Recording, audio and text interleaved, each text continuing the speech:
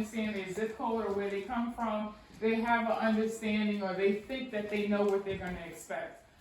So one of the things that I made sure in the book that I did was empower children and teach them and have them to understand, even if they don't have all of the things in their neighborhood as the next counterpart does, they still can grow and thrive in their environment.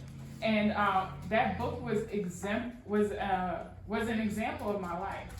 What I did was I traveled, I got a bachelor's degree, I just got my master's degree, I had a little baby, I got married, all of these things that I did not think that I would be able to do growing up in public housing. My first children's book is a testament that it can happen, right? And then what I do is I go to public housing neighborhoods. I grew up there for around 9 years, and I go into the community centers. I don't know if you guys have that here, but we have community centers in the bottom of the building because a lot of after-school programs, it's easier transition and safer if kids go somewhere after school instead of just being home. You don't know what's going on at home. So a lot of what I learned in after-school programs developed me into the woman I became. And I met some profound people. So through these books, it's more so for me to reach the children that don't get a pat, right? They don't get a high five, or they come from a neighborhood where everyone thinks that this is the stigma or something's gonna happen, or for those children that really aren't represented in the news, right? For those children that really don't have a voice or an outlet for someone to say, you're gonna make it, right? So those are what my books are for, those children, because that was me.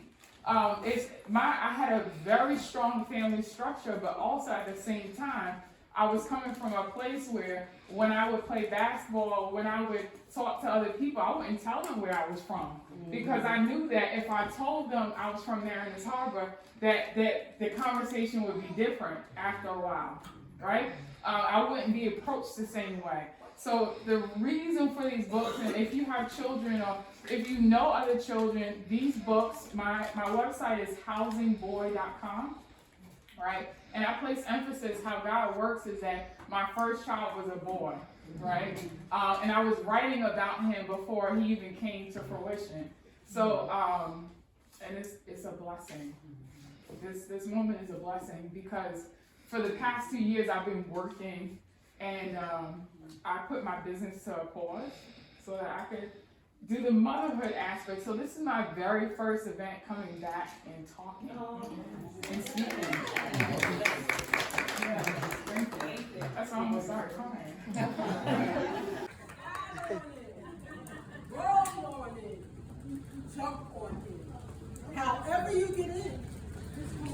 Yes. Welcome to everybody. Thank you, Ebboni, for this opportunity. I've known Ebboni for quite a while. He was on me for retirement from education, but I'm glad I didn't listen to him. Wasn't able to complete, but I still worked with him. I started writing being sent to my room on punishment when I was 11 years old. As of this Friday, I was 63, and have been writing ever since. In stories, books, and hymns. I became who I am for the community, for youth, to help empower them, to encourage individuals, to pull out their greatness, to know there is hope and to come. There are times we have to do things differently. I have never been someone who just said, I am a midwife for individuals that need to find their peace. I believe and I do need an usher others in that type of belief. I lost my mother this year. That makes me love it even harder. Doing outreach work and collaborating plus mentors. I am also a food expert, but I want to assist in moving as well. Because they are people but they need help. To anytime we want to get rid of remove something, we have to get up to it. And that is one way. I have begun writing a journal series. I have been led all my life to meet individuals where they are, to direct and lead youth to where they We all are queens and kings, here to assist one another.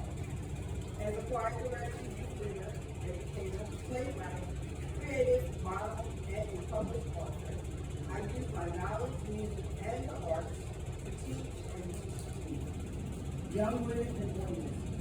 I have written 2 books, 3 collaborations, and about 7 productions. With other books sitting on my laptop to be published. I also will have a school of the arts, dance, writing, dance, and hindu. I'm here to service communities throughout the world. I'm seeking opportunities to fill the gaps, to educate, to inspire, and to encourage, offering awareness to hidden colors of life. Writing and publishing is one of the avenues that I use to reach audiences and society is broken in many areas, personal development, mental and emotional health. What better way to serve our Creator and to leave a legacy to impact the world by using the talents and gifts housed inside of us? And also known as great purpose. There is a story behind my purple hair. God basically told me to do that. Maybe because it's not even my favorite color. My favorite color is red. But God has led me, and when I asked him, I said, what color do you want me to change my hair to? Because I have been said that I play in a girl box because my hair is anything. But God instructed me to change my hair to purple because it is a favorite color of so many colors. And I have been as far as Vegas, and people have really asked me, about my purple hair. And I met a young lady in Vegas who had just lost her mother. But my purple hair inspired me. And we had a conversation. I meet people on the street, people of all different walks of life. They're intrigued and they follow this purple hair. So then I said, oh Lord, please do that. I'm so beautiful. Because now I see exactly why he told me to change my hair to color purple. I have been led all my life to meet individuals and they are the direct and weakness. I am here to service communities throughout the world. My Facebook is Lynda Joice, L-Y-N-D-A, Joice, J-O-I-C-E, where it's author and name is Lynda Joice, spell my name. You can find me on Instagram. I am the author, entrepreneur, Lynda Joice _ and my business page is the Business Production. These are the books. Well, I have 3 of 5 books. I have 3 collaborations that I have done with other women. This is the last collaboration, which is the bestseller in Paris, where I have placed something Can you say that?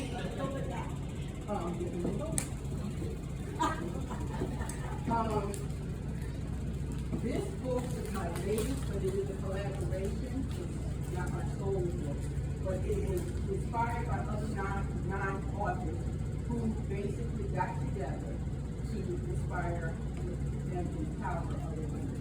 And it's called Manifesting Power. This book right here is my memoir, written by me, of course.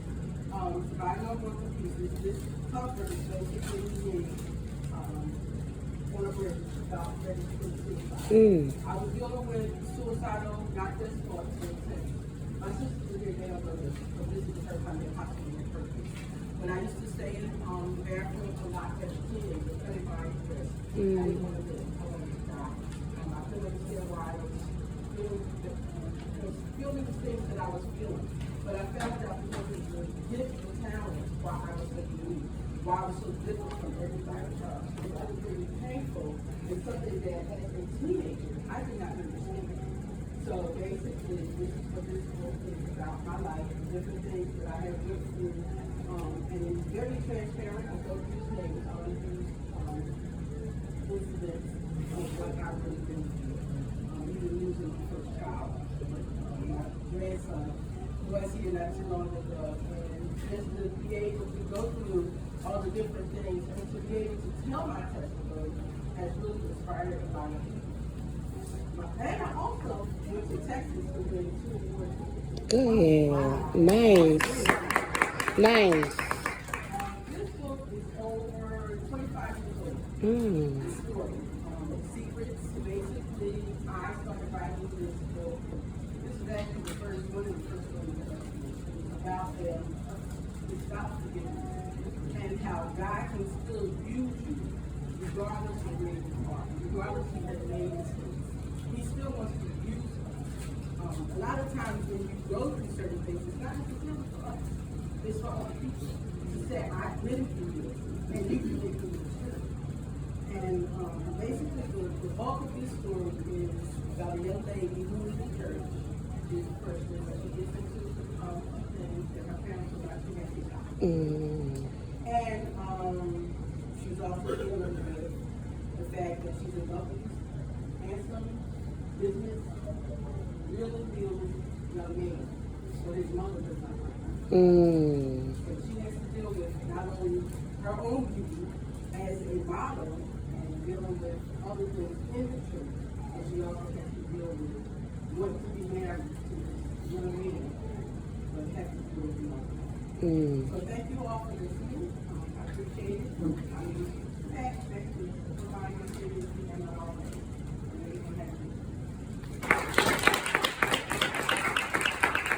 Licensed since 1991. My mother's a nurse, my aunt's a nurse, so I actually been doing nursing for a very long time. I did my first, let's see, you all remember the thermometers that the mercury in the head and shake down the thermometer. That's how long I've been doing nursing. But nevertheless, I have 2 books and 1 journal. The first book is a collaboration with fellow nurses. And I had the idea of wanting to write a journal for people. And the other authors with me, we're all nurses. 3 of us have our doctorate degree. 1 is an LPN and 1 is a nurse practitioner. And so right before the pandemic, God has jokes, right? So in 2019, we got together and we decided we were going to write our book. We each have a different title, but it's our book collaboratively. And 2020 was a horrific year for a lot of people. And 2020 was also the year of the nurse. Although no one talked about it, it was the year of the nurse. And at that point in time, as poignant as that is, or that was, nurses were a hot commodity. You could not survive. I don't care what kind of entity that you worked in, you needed a nurse to tell you something, to hold your hand, to be there for you. And so we launched our book in 2020. The title, my title is Walking by Faith, Not by Sight, Devotions for Nurses. But let me ask you this. How many of you do some type of nursing? You may not be licensed, right? You might not be a licensed practical nurse. You may not be a registered nurse. You may not be a CNA or a medical assistant, but you've taken care of someone. You've taken care of your auntie, your mom, your grandfather, somebody in your life. You have cared for them. This book, although it is directed initially for that nurse, that licensed person, it really is speaking to the caregiver. Something that I've learned, and I should just check that off the list. I did that. Everybody, you can't say that everybody did it in written book. So I'm a first-time author again. So again, thank you guys for coming out. I like to thank my husband, my children, my close family and friends that are here, co-workers / friends that came to support me, that has supported my book. And I just wanted to, I'm not going to be long at all. I'm not a speaker, but I just wanted to say that this was a journey. Who encouraged me was my husband and my children, but I think also my friends, but I think who put the cherry on top was the people that I helped.